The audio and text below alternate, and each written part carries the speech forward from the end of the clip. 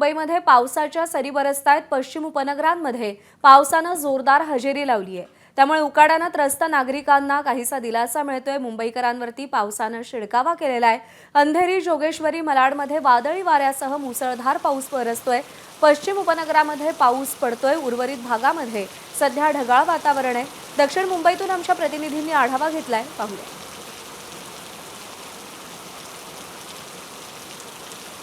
उकाड्याने हैराण झालेले मुंबईकर मागील अनेक दिवसांपासून पावसाची वाट पाहत होते आणि आज सकाळपासून मुंबईत पावसाच्या सरी या पडू लागलेल्या आहेत। पश्चिम उपनगरात एक मुसळधार पावसाची सर ही पडून गेली असताना दुसरीकडे दक्षिण मुंबई आणि पूर्व मुंबईत देखील पावसाची रिपरिप ही आता सुरू झालेली आहे।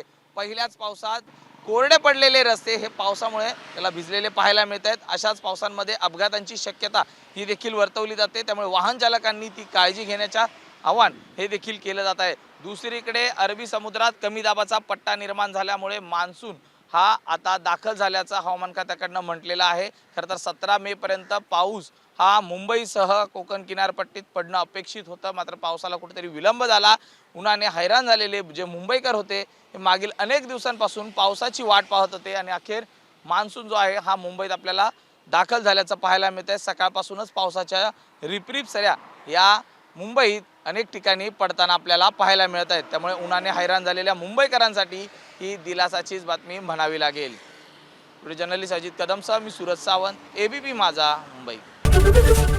एबीपी माझा, उघडा डोळे बघा नीट।